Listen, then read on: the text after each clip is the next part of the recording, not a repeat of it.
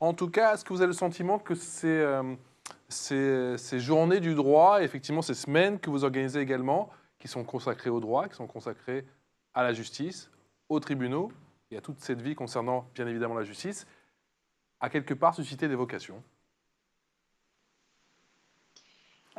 Peut-être. Il est possible effectivement que ça ait permis à certains enfants. En tout cas, ce que je trouve intéressant quand on travaille justement sur la production finale, c'est-à-dire la reconstitution de procès, ça va permettre à certains élèves qui jusqu'alors étaient assez timides de pouvoir parler, prendre la parole, de pouvoir argumenter. Et ça, c'est intéressant aussi. Après, sur les retours, moi, j'ai travaillé très longtemps au lycée et c'est assez récent mon expérience au collège. Donc, je serais curieuse de savoir si finalement ça a permis à certains enfants de créer des vocations. J'aimerais bien.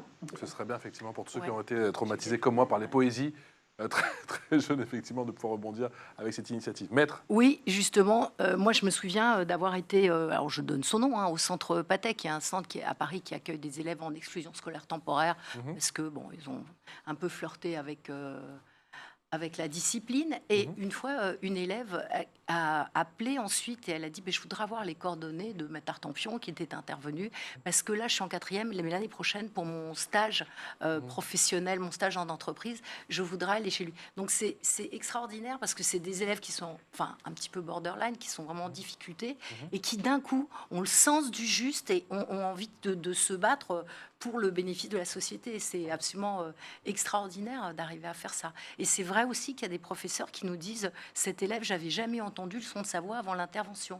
Mais parce qu'en fait, on leur raconte et on les invite à réfléchir. Donc, ils sautent dans l'histoire, comme dans Mary Poppins, où ils sautent dans une situation, dans un jardin, et ils disent moi, à sa place, j'aurais fait ci, j'aurais fait ça. Et d'un coup, ça les anime beaucoup plus que de... je ne veux pas critiquer les professeurs, mais j'allais poser la question juste après. Non, mais il y a des cours qu'on subit, tandis que là, en plus, nous, on ne sait pas qui est bon élève, Mais enfin, qui est mauvais, qui pas est le cours barbare. d'histoire géo, jamais. Non, pas du tout, parce qu'il y a des professeurs absolument géniaux qui vous font revivre les batailles, etc. Bien sûr. Non, ils ont Ouais, de l'aura. comme moi, vous adorez l'histoire. Oui. Mais moi, la géo.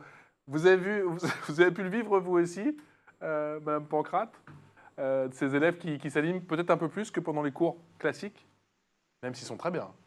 Oui. C'est Il y a interactif. plus de cours classiques aujourd'hui, monsieur. On essaye de réinventer notre façon d'enseigner pour passionner nos élèves. Moi, je pense qu'on se réinvente à chaque fois. Et le fait de faire intervenir déjà des intervenants extérieurs, cette initiative qui est celle de nombreux enseignants, c'est déjà se réinventer et leur permettre de rebondir. Et c'est vrai qu'à chaque fois qu'on va travailler autrement, on va aller chercher les élèves et c'est là qu'on va être le plus surpris par leur réaction, de manière générale, et dans tous les projets, et ceux qui concernent le droit, bien sûr, en particulier.